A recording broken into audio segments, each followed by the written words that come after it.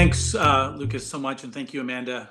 Hello, everyone from California. Thank you so much for having me.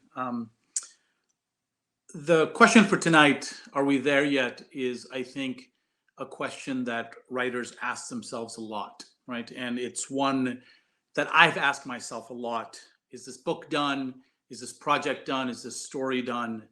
And it's this kind of idea that I wanted to talk about and riff on a little bit this evening. I didn't think I would be 48 years old when I published my first novel, and yet here I am. And I think it's now that I understand that I needed the starts and the stops and the starts to figure out just what it means to write in the space between the India where I lived for the first 8 years of my life and the America that I've now lived in for the last 40 years. So in 1993, when I was, I think, a junior in college, I went to the old Black Oak bookstore in the north side of Berkeley with my father to go to a reading. And I had some vague sense I wanted to be a writer. And I kind of wanted to test that out and him to be there with me to get a sense of this world that I wanted to occupy. I had been going to Black Oak since high school because I had an English teacher who basically said that if he ever saw us there, he would give us extra credit. And I think that little kind of bookish trick did its job. I never saw him there, but of course I was hooked. I'd seen a ton of writers there, Martin Amis and Richard Ford and all sorts of people, but never an Indian writer. And so on this particular night, the novelist Geeta Mehta was reading, and I was really excited to be there. My family knew a lot of Gujarati Mehtas, but I learned later that she was not one of them. And that afternoon or that evening, there weren't actually that many Indians in the audience. There was myself and my father. And then there was a guy, there was Geeta Mehta, of course, who was reading, and there was a guy in the back kind of leaning against a bookshelf, middle-aged, wearing kind of stylish jeans and a nice blazer and a goatee. And I kind of, for some reason, I remember these loafers he was wearing. And for much of the reading, I alternated between listening to Geeta read and this man in the back. At the end of the event, my father offered to buy me a book. And in that time, I kind of made a sport out of buying as many used books as I could. So this offer of a new book seemed like gold. He bought the Mehta novel, and I went and bought Midnight's Children by Salman Rushdie. I didn't really think about that guy until many years later. I was watching Charlie Rose at one point, late night, and there was a dude again sitting on that oak table full of smoke. And of course, it was Sunny Mehta, the late publisher and editor of Knopf. And when I was growing up in India, if you somehow ended up with the name Sunny, you just had this kind of cosmopolitan air about you, that you'd been to America or the UK, and that somehow your family or you drove around a Mercedes-Benz sedan, which was the chic thing in Bombay of the 1970s. So my first sense of wanting to be a writer, I think, really developed in listening to her and seeing him. Back in college, I was, of course, because all the cool kids were gorging on Raymond Carver, I was gorging on Raymond Carver. And I was trying to write these minimalist Carver stories about Indians and Indian Americans. And I think, as you can well guess and well imagine, those fell flat very quickly. At the same time, my uncle had given me a copy of A House for Mr. Biswas. And after I read that, I read, I think, almost everything Naipaul wrote. And those books about Trinidad, House for Mr. Biswas and Miguel Street, kind of included people that I understood, that I knew at a particular level. So I graduated from college, and I desperately wanted to get an MFA, but I think I was just too scared or nervous to make that sell to my immigrant parents. And so I did, of course, the more practical thing, and I got a PhD in literature.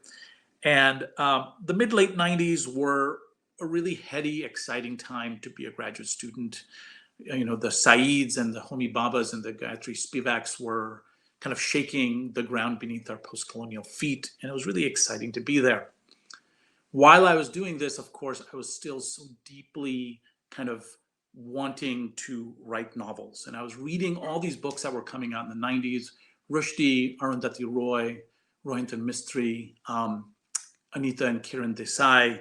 And I remember in 1997 getting that great New Yorker fiction issue with Ganesh on the cover of kind of the India fiction issue. And there was, in the middle, Max Vedukal had taken this kind of family photograph, this portrait of these great Indian writers. And of course, I desperately wanted to be in that particular family portrait. My kind of mid-20s self wanted to be there.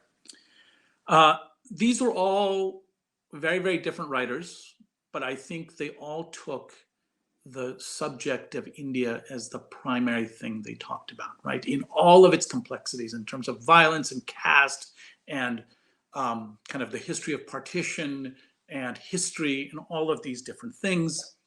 But at the same time, of course, I was living out this American life, voting for presidents, kind of understanding the color lines, understanding how class operated, reading Cheever on suburbia and Ellison on race and Morrison on race.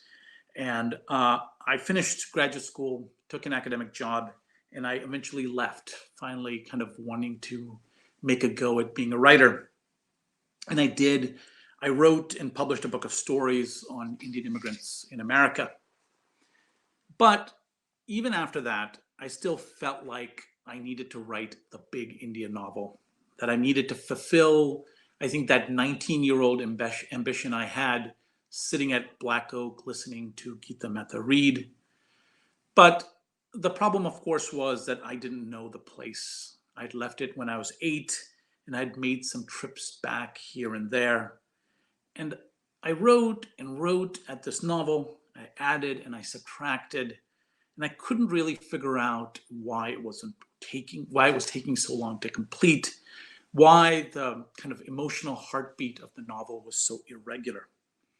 And I think now I realize what I couldn't realize then, that my topic, my novelistic topic, wasn't actually India, but my memory of the place that I'd left when I was 8. And I had a snapshot of the place. And of course, in all the years that I had been gone, hundreds and thousands and millions of new snapshots were taken. And yet I was just still staring at that kind of one snapshot that I was looking at. In 2017, I had gotten a fellowship to go, in essence, finish this book. And I arrived at this fellowship and ready to finish. And the second I got there, I knew that I was going to stop working on it. A couple of months before, I had written something that was contemporary, something that sounded like me, and of course the California that I had grown up in, the kind of in the voice, in a kind of a humorous, funny voice. And so on the corkboard above the desk where I sat, I kind of mapped out this book. And over a period of 6 weeks, I started writing very quickly in the voice of this middle-aged Indian American narrator in the midst of a colossally bad week. And I wrote in some ways with the freedom of being completely away from America or India, being in a completely kind of ahistorical space for me. It became a novel about race, of living within and between black and white, of thinking about how we talk about and also don't talk about race.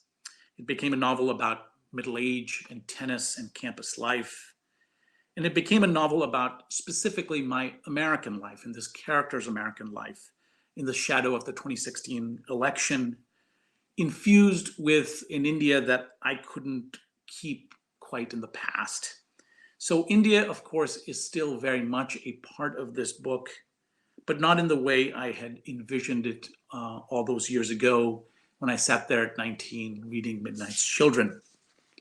And I think thinking through this experience, thinking through this process of starts and stops, at the end of this, in thinking about this question of are we there yet, I think for me, that question got answered when I kind of engaged with a kind of a series of realizations, right? Which is that sometimes it takes a while, much longer than you think, to hear yourself talk and have the courage to actually listen.